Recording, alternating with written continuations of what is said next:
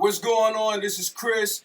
Welcome to Any Day After. I got a question for you. What exactly is trouble? And what do you do when you're facing trouble? Stay tuned. We're going to get it popping. Here we go.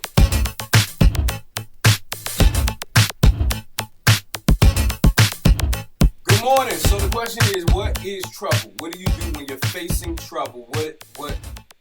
What's the whole situation now? A lot of us get in trouble. Some of us get in trouble. Sometimes we are looking for trouble.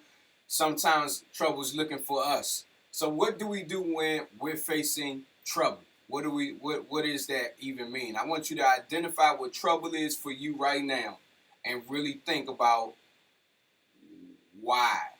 Just why is trouble? I want to read something to you. I used to get in trouble a whole lot. You know what I'm saying? Sometimes as an adult, you get in trouble. You know, sometimes as a kid, you get in trouble. What trouble looks like as a kid versus what trouble looks like as an adult, that could be two different troubles. You understand me? All right, so so trouble as an adult looks like, man, I ain't got the money to pay this bill right now, or I'm in a little bit of trouble, or dang, I did something, or I said something, and now somebody coming to look for me because of something I said, or it can be an assortment of things. What is trouble for you? And so here's the thing: whatever trouble is for you, there's something else that you have available.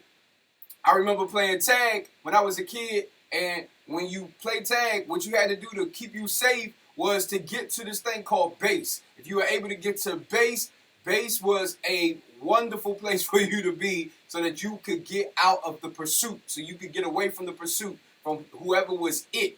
In life, we have someone that's it. We have people that's it, right? In the scriptures, it tells us that we wrestle not against flesh and blood, but against rulers and principalities of this dark age. And so there are things in pursuit of us that want to get us in trouble. So we also have a base, right?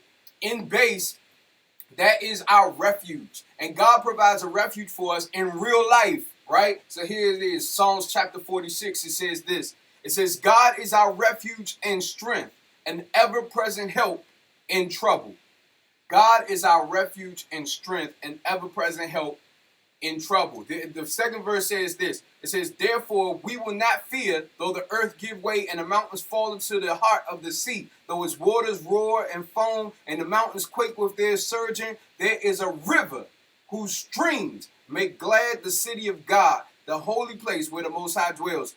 God is within her, and she will not fall. God will help her at break of day. Nations are in uproar. Kingdoms fall. He lifts his voice, and the earth melt. Hey, you hear that? He lifts his voice, and the earth melt. This is a God that's capable of anything. All right? The Lord Almighty is with us.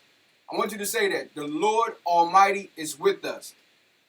The God of Jacob is our fortress. Come and see what the Lord has done, the desolations he has brought on the earth. Let me pause right there. The God of Jacob is with us. That's an important thing to say if you know the history of the people of God. You know the history of the Hebrews. You know the history of the children of God.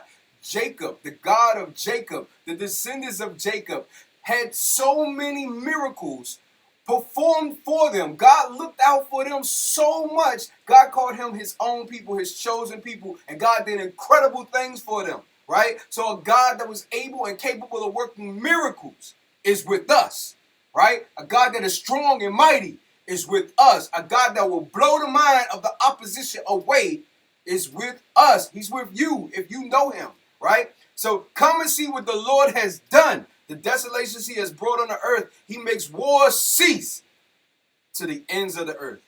He breaks the bow and shatters the spear. He burns the shields with fire. He says this. This is my favorite part right here, y'all. He says this. Be still and know that I am God. Be still and know that I am God. I will be exalted among the nations. I will be exalted in the earth. The Lord Almighty is with us. The God of Jacob is our fortress. Man. All right, so why do you need a refuge, right? So what is a refuge? A refuge is a place that you can go when one is in trouble, right? When someone is in pursuit of you, it's a place where you can go and you can hide. You can be protected from harm, right? So that pursuit or that trouble will subside. Now listen, you need to understand that God is that refuge. And having God as that refuge, that's the ultimate base right there. That's the ultimate place to hide. That's the ultimate place to be. Now here's the other thing about this, right? It never says that we will be drama-free. The Bible never says that. The Bible never says that trouble won't come our way if you know God. The Bible never says that. The Bible never says that you won't run away from someone who's in pursuit of you. When it says we wrestle not against flesh and blood, it didn't say we wrestle not. It told us what we wrestle not against. We're going to do some wrestling.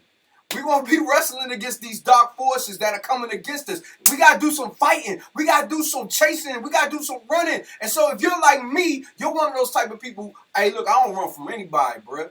I don't like to run. You know what I'm saying? Like, I'm going to stand and I'm going to fight. But here's the other part. Here's the second thought about that. The second thought about that is I've seen the toughest people in the world need shelter. If you look at the U.S. Army, the U.S. Marines, hey, one of the things that they'll tell you that they do is they'll go into the enemy forces, they'll go into the enemy camp, and they'll attack, but off-site, they got a base, they got a camp, they got a place where they can retreat to.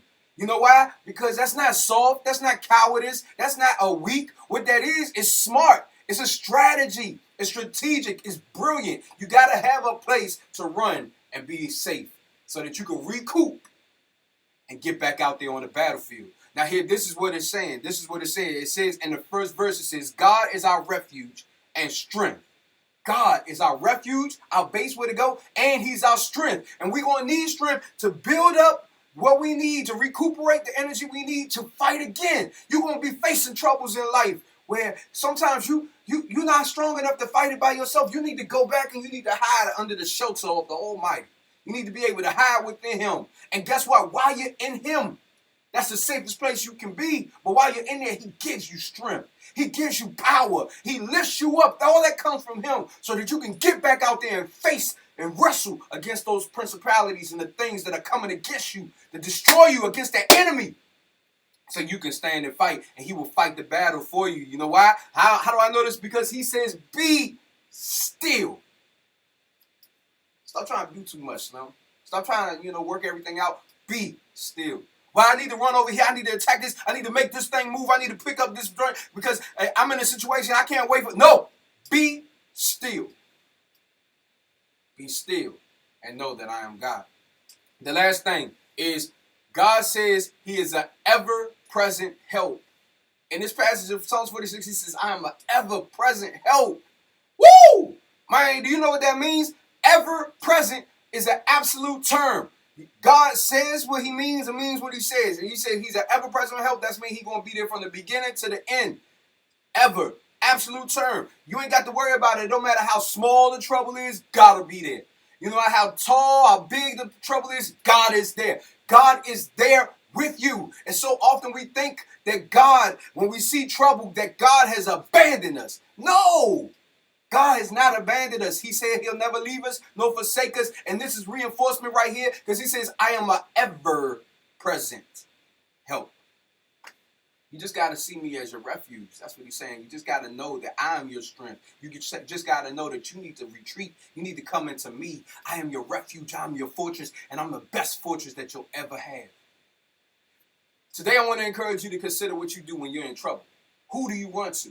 Are you running to yourself? Are you running to your own understanding, your own thoughts, your own thinking? Do you run to the Bama's in your hood, the people in your hood that you call family or whatever? Are they leading you to the real refuge? Or are they leading you to something that's based upon their own understanding that's going to lead you to more trouble? God is your refuge. You got to trust him. You got to understand him. And when you begin to worry, you start going like this. When you begin to become frustrated and antsy, you start, oh man, I can't. But be still and know that I am God. I got you. If he did it before, he can do it again. If he did it before, he can do it again. You know what I'm saying? You know what I'm saying? Peace out, man. Thank y'all for tuning in. God bless y'all. I will see y'all next week. We back in business, baby.